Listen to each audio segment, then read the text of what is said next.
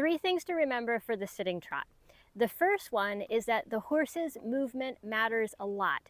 And there's two things about the movement. The first is how well the horse is moving. The second is how big the horse is moving.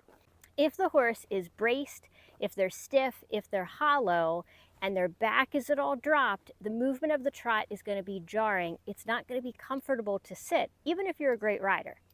The second thing is that some horses move bigger. They have more movement in their back than others, and you're going to need to have a bit more skill in order to ride that bigger movement. It can still be comfortable, you can still do it well, but you've got to have a bit more skill. So I don't practice sitting trot on a horse that's not moving well, because it's going to be hard to sit and it's not going to help that horse move better.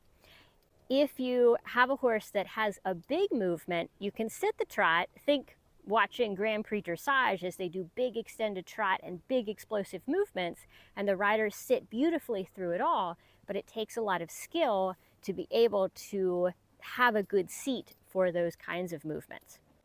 Okay, so the next thing is, what do we need to do in order to ride the sitting trot well?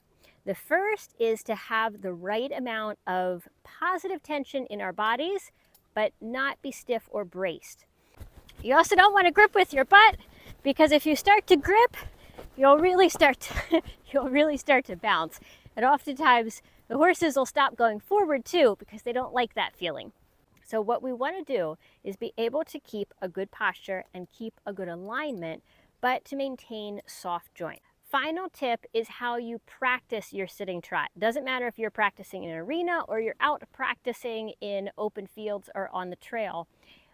When you practice the sitting trot, you don't want to spend a lot of time bouncing around. It's not fun for you. It's really not fun for your horse. The way that you want to practice the sitting trot is having a horse that's moving well and practice transitions. Go into it for a few steps and then come back to walk. Into the trot for a few steps and come back to walk, so that you can find your alignment, your center. You can think about, okay, are my joints soft? Am I sitting in balance? A few steps of trot, back to walk, get anything back that I lost, and try it again.